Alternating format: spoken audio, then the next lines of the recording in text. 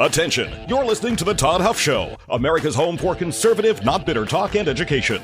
Be advised, the content of this program has been documented to prevent and even cure liberalism, and listening may cause you to lean to the right.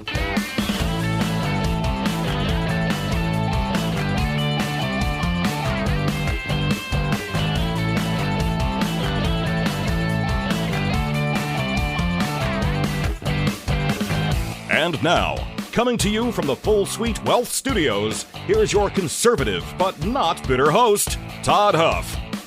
All right, my friends, thank you so much for joining me today. It is an absolute pleasure to be here as we're now into Tuesday, this redistricting fight. Listen, I know, if you're not from Indiana, this may just hang in there. There's a lot at stake nationally in this. This is the political epicenter of the country right now. Happens to be my state, and we are in the middle of this fight. As you know, we spoke at the Turning Point Action event on Friday at the Statehouse. I shared a little bit about that yesterday. In fact, there's something I didn't intentionally leave out, but I remembered after the program, I need to share something else with you because it's something I've been updating you about along the way, and that concerns my state senator, whose name is Bray, leader in the Senate, my friends. I have met him a couple of times. He's my state senator. Know many people that know him. I have tried many times to communicate with Rod about this, and I want to give you an update about something I did Friday to once again try to get answers from him, and unsuccessfully, as you might imagine. So I'll share that and just some updates on this. And also, Lara Logan is out there saying something that, again, is not earth-shattering, but I just want to use what she's saying about what's coming in after the 2026 midterms if we in Indiana do not organize to fight back and use every legal and ethical tool at our disposal. So there you go. That's where we're headed today, my friends, coming at you here from the Full Suite Wealth Studios. And it's, again, my pleasure to be here, my friends. So let's face it, living with discomfort is tough. And while prescription medications can certainly help, they often come with a long list of side effects, not to mention the risk of dependency. That's why more people are exploring natural options like Kratom from Christopher's Organic Botanicals. This is a family-run company.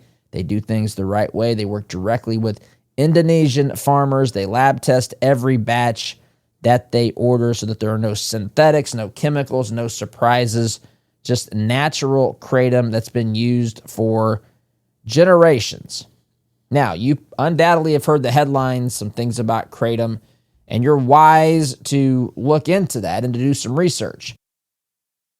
But my friends, you will find that the problems that are out there come from synthetic blends and contaminated junk that is sold by people looking to make a quick buck, a quick dollar. Christopher's keeps it real, keeps it clean. They keep you informed. You can go to their website for more information to do your own research about Kratom, Christopher'sOrganicBotanicals.com. You can also start, if you're ready to make a purchase, with their Kratom Starter Pack. Use my name, Todd Huff. You'll save 10% off your purchase there. Christopher'sOrganicBotanicals.com. Again, that's Christopher'sOrganicBotanicals.com. Truth, tradition, transparency. All right. So on Friday, I neglected to tell you this. It wasn't intentional. I just forgot in all the things that happened Friday, between the hissing that I got from a person in the audience, which, again, I still can't quite wrap my head around that. What has to be wrong with an individual? How many things must be wrong with an individual who resorts to hissing? I watch some of these videos online from time to time. There's an evangelist that I'll follow, a couple of them. I'll watch some clips from Cliff Nechtel. I'll look for, I'll watch some clips from the abolitionist movement. And I watched some of these encounters that they have from with people on the streets, and it's remarkable to me. Now, sometimes there's thoughtful opposition, at least for people like Cliff Knechtel. I have not seen anyone who makes any sense whatsoever when they're talking to the abolitionist rising movement. And they say, again, they repeat the talking points of the day, but there's nothing there. And that's, man, to be a human being and to not know why you think the things that you think. And I understand at some point where none of us know everything. I'm not trying to set the bar at some ridiculously high standard, but to be sure enough to say it's okay to murder a baby in the womb when you don't have the slightest idea what you're talking about, but yet you think you do because you continue to just repeat the sound bites, the single line, the statement of the day, my body, my choice. That's the biggest one, but there's others as well. You go on down the list, and this is strategic from the left. It's one of the reasons why public education is so terrible right now. By the way, I went to our local school board meeting last night. I don't do that. I haven't done that in a long time. In fact, I don't know if I've been since I stopped, being a board member 20 some years ago. But it was good to be back, and we got some stuff here that I'm interested in, at least some things that we're looking at doing as a family and so forth. So I've been following that. But the reason public education, one of the reasons it's so terrible, is because it is controlled by the left. And so you've probably heard it said anyway, that education used to teach us how to think. Now education teaches people, or tries to teach people, what to think. That's why, listen, I understand there have to be standards. There has to be some way to measure how effective what we're doing in education is at helping our young people have a better understanding of the world, understand truth and reality, be able to think for themselves. I understand that. And there has to be some standard, because if you're not teaching people, if people aren't learning in a classroom, that means you're not teaching, and that means you're not a teacher. At some point, you do become a de facto babysitter. I know the good teachers will understand that and get what I'm saying. The ones who are, just, I don't know, in it for the paycheck, or don't want to talk substantively about the quality of the work they're producing, they'll get upset about that. That's fine. Add it to the list of the people who scream me down at the Statehouse. I don't care. I care about truth, and I care about getting this nation back in the direction it should be heading. And there's a lot of problems on a lot of fronts. Education, of course, is one of them. But there's a benefit that comes from the left when they keep the population dumbed down. The dumbed down population believes the things that they've been told, believes the things that they've heard. It then becomes a battle of messaging. Who's got the slicker advertising campaign? Who's got the easier to remember tagline or slogan? And that's what it becomes in a lot of instances. And that's where we are today. And so I suppose, back to my friend who hissed at me from the balcony of the Statehouse Rotunda here on Friday, if you don't know why you believe what you believe, you just chant the same word over and over, or you go to a rally where someone says something, hey, hey, ho, ho, Donald Trump has got to go. And that's the extent of your argument. That's the beginning and the end of where many people stand in their abilities to communicate, articulate, think through the process. But we need to cease to be a group or a nation, a group of people who is teaching people what to think. We need to teach people how to think again. But see, independent thinkers are a risk. They're a threat, I should say, to the establishment. Free-thinking people can say, why are you doing this? Free-thinking people can say, how many years are you going to tell me if I vote for you, you're going to solve this problem? And you never do. How many straw men political straw men in your campaigns am I going to subject myself to? How many times am I going to let you get away with this before I hold you accountable? That's where we are today. And I'm still, listen, I am looking for someone who can come on this program or engage with me as an adult on social media and answer some of these basic questions. How is redistricting cheating? Tell me how it is. Don't put a link to the census and say, well, there's 60% Republican registered in Indiana and there's 40% Democrat, so the legislative districts should reflect that. 40% of them should be Democrats, 60% of them should be Republican. Why? Tell me why. Tell me how we're supposed to draw those. Tell me why we're supposed to draw those. Articulate that. Where do you get that? Where do you come up with this? We have a representative, a constitutional republic, a representative republic, a federal constitutional republic. It's not, there's no proportional representation given. You have to win the district that has been drawn. And it is remarkable to me how many people say these things because they've heard it repeated probably incessantly by some of these leftist organizations. I've reached out to some of these folks. Mad Voters is one of them. I reached out to them. I don't expect to hear back. They like to talk in talking points, and that you can't do that during a 20 or 30-minute interview on this program. I'm going to ask you why. Tell me why. Tell me why it violates the state constitution of Indiana. It does not. In fact, I had an encounter yesterday with a belligerent know-it-all on Facebook. She even deleted her comment because she was proven absolutely wrong. This is what they do, and they want to scream, and I guess when you run out of things to scream about, you resort to hissing, and that's what I saw on Friday. So that's what distracted me from telling you something else that happened on Friday. When we first went to the Statehouse, you'll remember my son went with me. He took a video of the event, which we've posted now on our YouTube channel and on our Facebook page.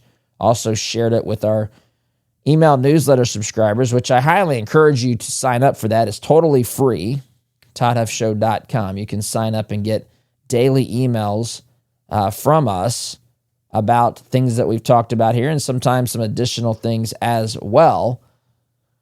But we've got to build a community and we've got to build some engagement. This is time. And listen, I know that not everybody looks at this the same way. Some people want to know what's going on, hear perspectives, move on with life. But I know out there listening to my voice right now is a core group of people who you're the movers and shakers. You're the leaders. You're the ones that are wanting to see things get done, not just hear the news from a conservative perspective and have some sort of just thinking about the issues and really looking at this in an entertainment sort of way, which is not bad.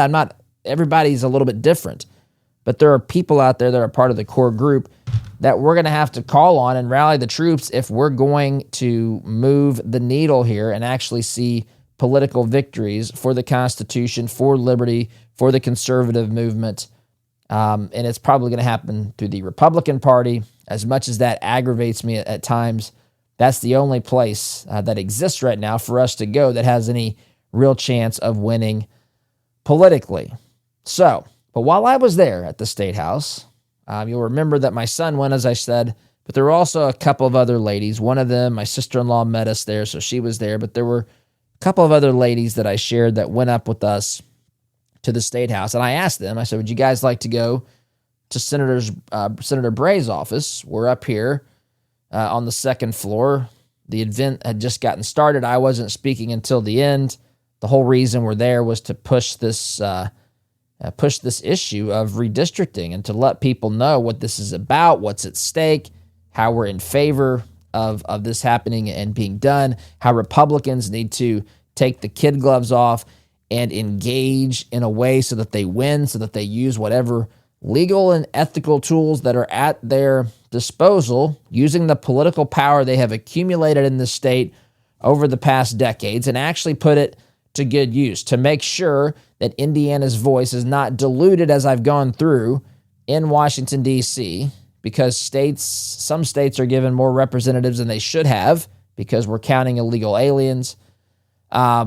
Indiana's Democrat representatives, when they go to Washington, D.C., they don't elect leadership. They don't endorse an agenda that is in alignment with a large portion of Indiana's, even Democrats, certainly not most Hoosiers, but definitely not most Democrats. And they have weaponized the government. Be prepared, and we'll get into this in a moment later in the show, but as Lara Logan points out, be prepared. There's going to be, I've talked about this already as well, they will impeach Trump. If they win both the House and the Senate, that opens up the possibility that not only will he be impeached, but can they get enough votes to remove him from office? That is at least out there as something that could happen. It certainly is strategically what they want to do.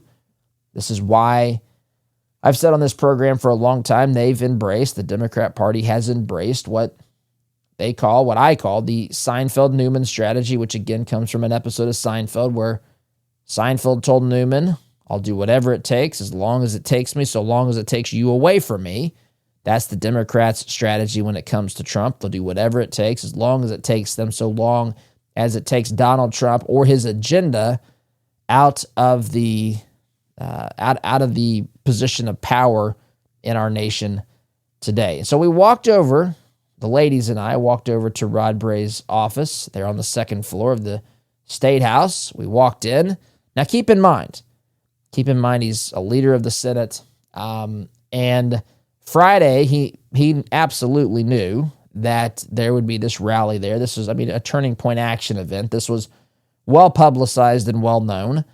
I asked for him at the front desk, and he wasn't in. And I said, "Oh, he's not in. Is he in the building?" "No, he's not in the building." "Is he going to be here today?" "No, he's not coming in." Folks, listen, it really bothers me to say this to you. This is as authentic as I know how to be. It is beyond disappointing to me that we have a representative who's leading the Senate. I have a senator.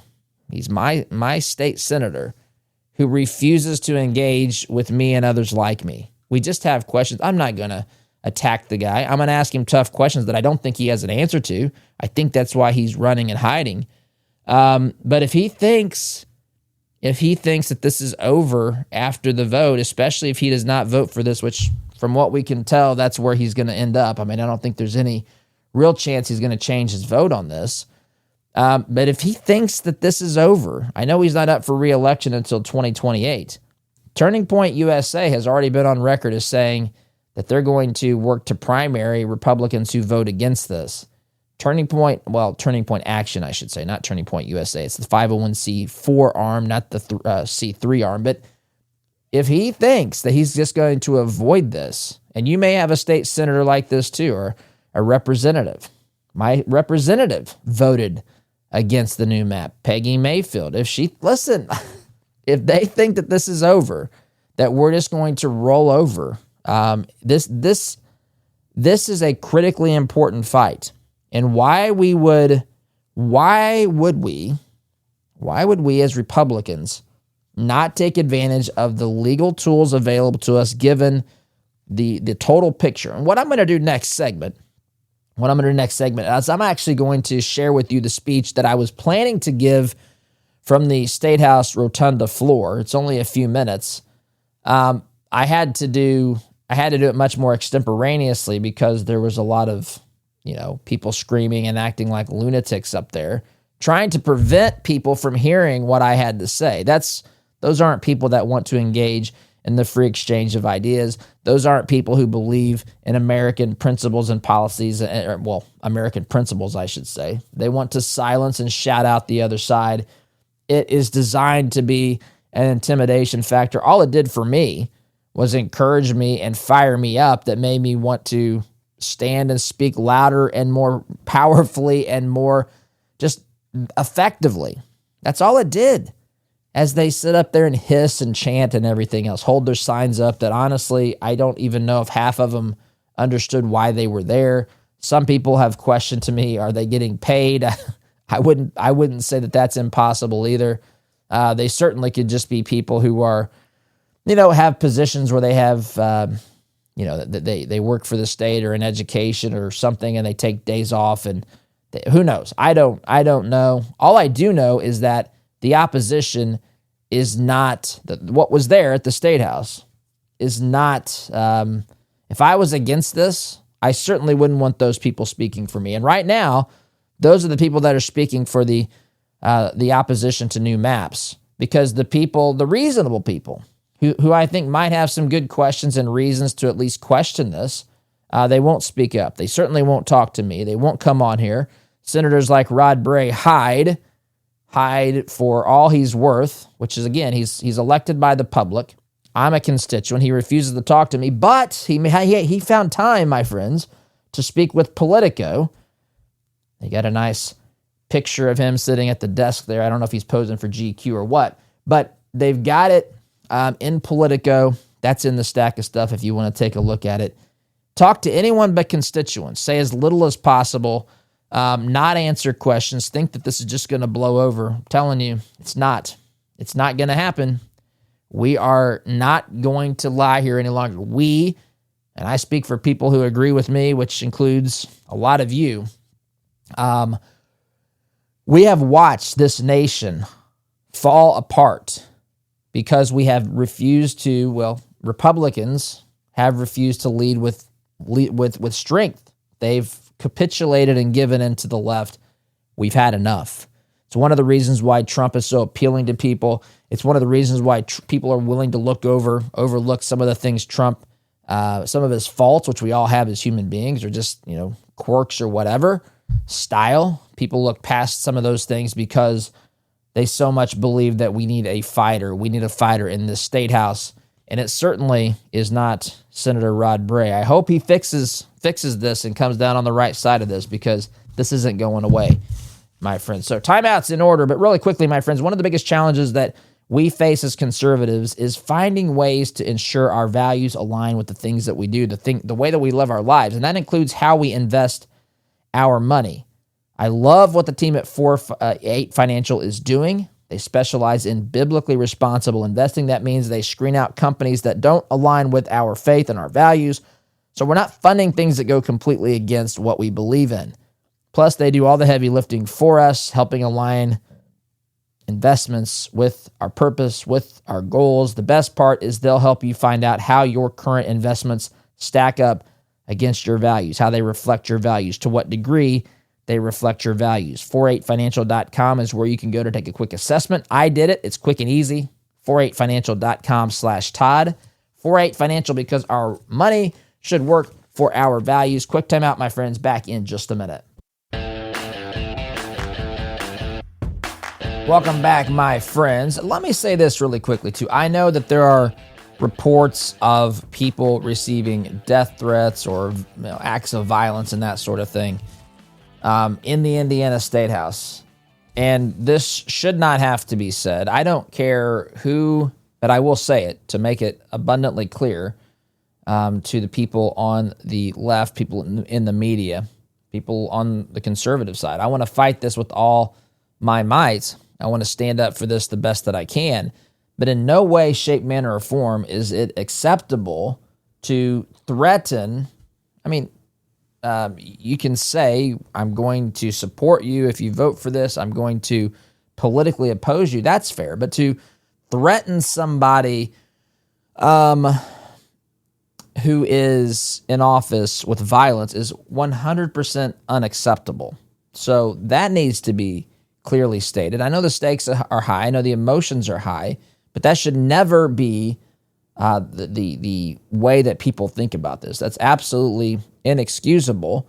And I 100% am against that, no matter who the person is, whatever their party. If people are threatening Democrats, if people are threatening Republicans, if Republicans are doing the threatening, if Democrats are doing the threatening, doesn't matter to me. That has no place in a civil society. Again, there's nothing wrong with saying, I am going to oppose people like Turning Point Action did. They said they're going to try to primary people who do not vote for this. That's fair game. But to threaten somebody with danger, violence, even worse, death threats, bomb threats, completely and 100% unacceptable. I condemn that with every fiber of my being. So again, it doesn't even need to get to where we're threatening to challenge them electorally. You can let them know if they support this, you're going to support them. That's okay. And if they don't, there are people that are prepared. I'm prepared to do what I can to work with people like, Heritage Action or Turning Point Action.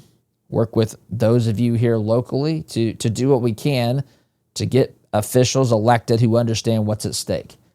And that's what I want to talk about here in this segment. As you know, I was prepared to give these remarks on the Statehouse floor, but I had to change the game plan because of the raucous environment, the chanting. I wouldn't have had time. This speech, which would have taken, a few minutes, would have taken 3 times that in that environment. So let me just tell you what I was planning to say from the rotunda floor at the Statehouse on Friday that I wasn't able to say because of the hecklers and so forth. So here we go.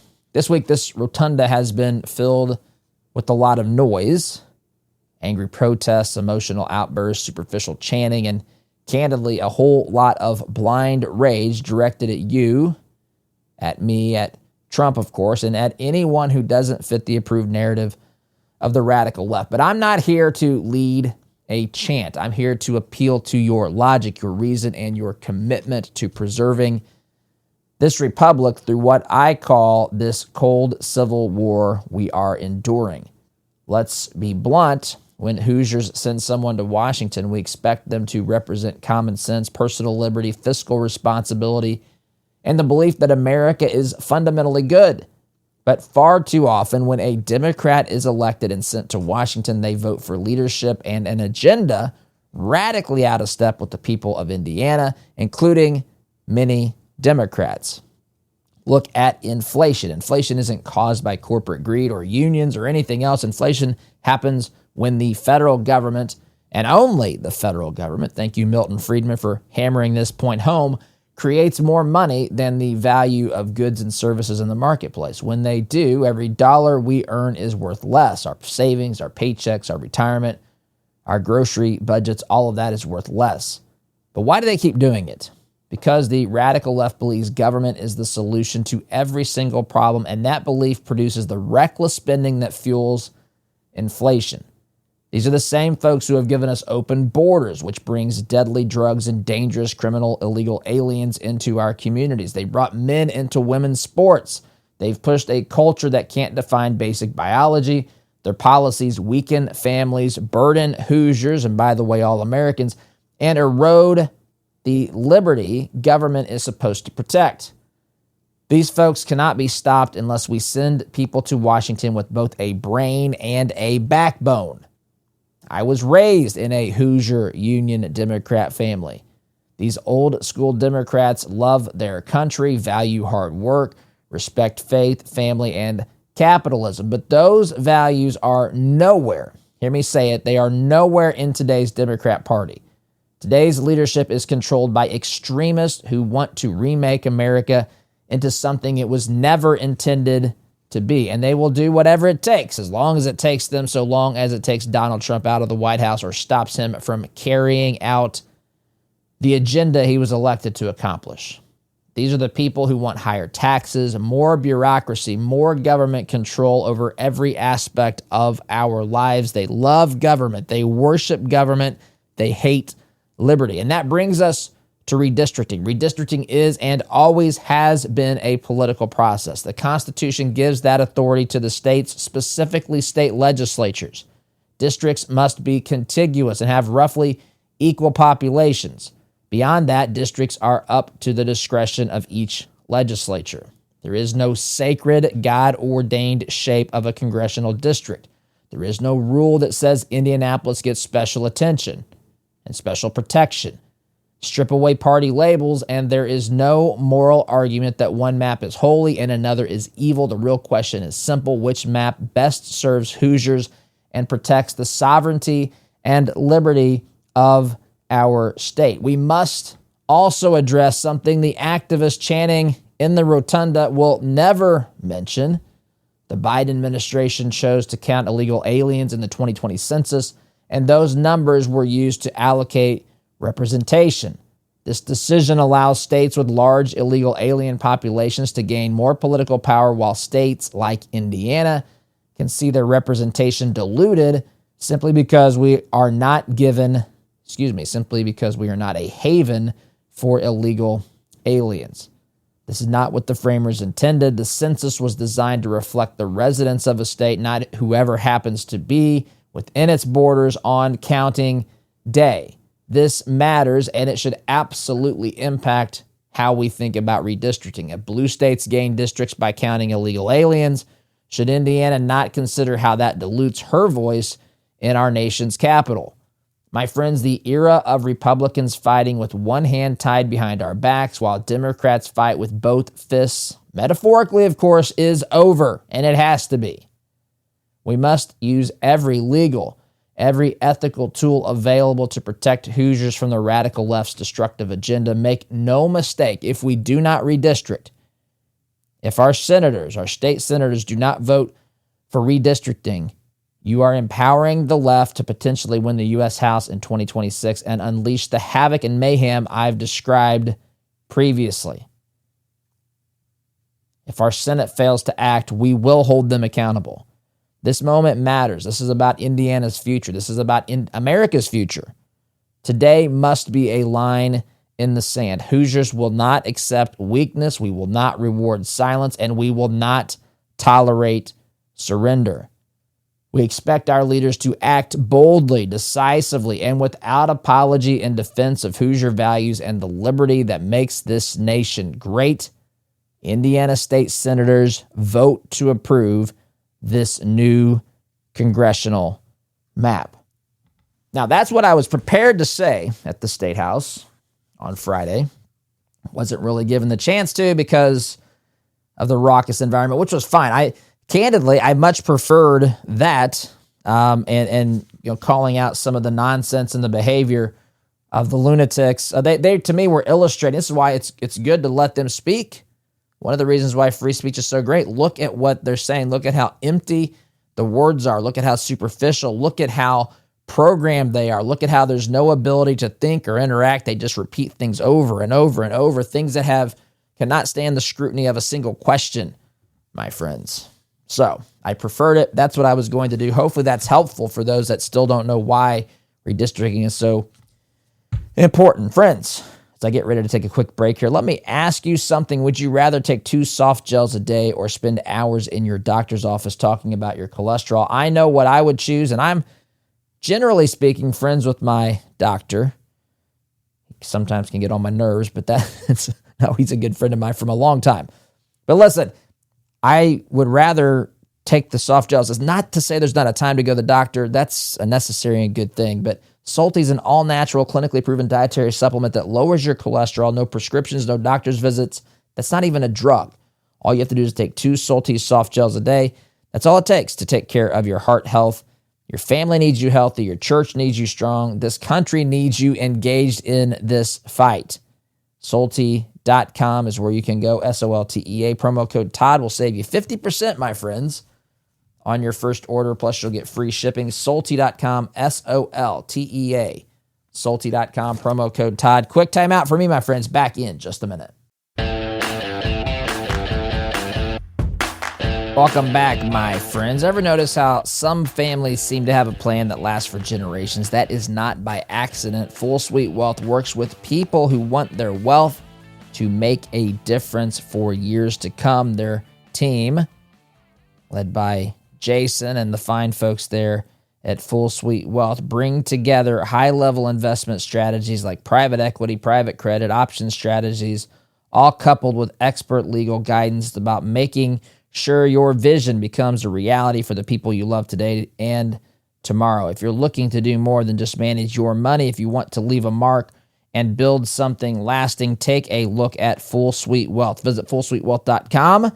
That's fullsuitewealth.com, my friends. Build your legacy secure your future. All right. I had mentioned earlier in the program another article that I had seen, and this is nothing new. It's just other voices that are telling us exactly what to expect if Democrats are able to win the election, the midterm election coming up here in 11 months. So Lara Logan, this is an article at LifeZet. This will be, as most everything else we talk about here is, this will be linked on our Stack of Stuff page on the website, toddhuffshow.com. Just go to the stack and you'll see show notes. You'll see links to articles. You'll see where you can listen to this program. Each episode has its own stack of stuff. This will be in there.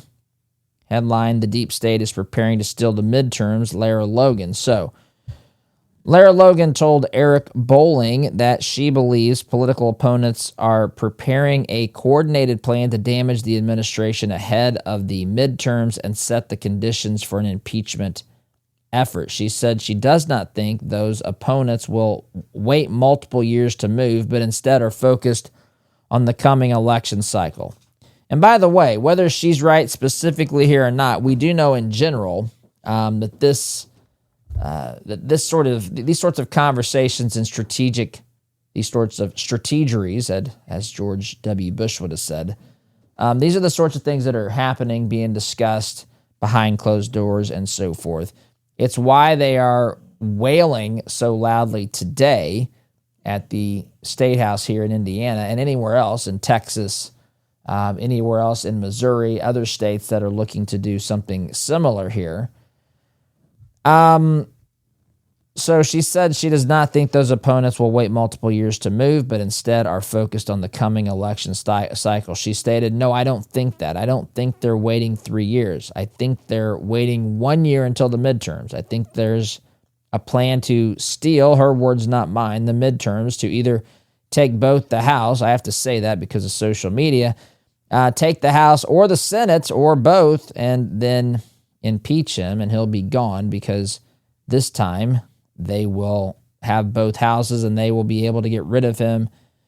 And not only will they be able to get rid of him, you know why it's going to work this time, because they're going to use his own behavior and his administration's own actions, or specifically their lack of action, as the reason that he's going to be impeached. Listen, it doesn't really matter. They will make up reasons to impeach Trump. They've already got him. They've already talked about him at the beginning of this term. They're incessant. They've already, to their unhinged radical base, they've already created a persona of Trump that the left is prepared. No matter what rationale they give him, they're prepared. They're on board to impeach Trump. The question is, first of all, they've got to win the House to impeach him. And they've got to win it by enough, because who knows, there could be someone who doesn't go along with it. That probably won't be the case. The leadership would not allow that. Another reason why, by the way, why Indiana Democrats going to Washington, D.C. become radicals, no matter how moderate they tell us they are in the general election and the primary process. But nonetheless, that is a possibility. It's a much bigger lift in the Senate because it requires more than a simple majority in the Senate. You've got to get, I think it's 2/3.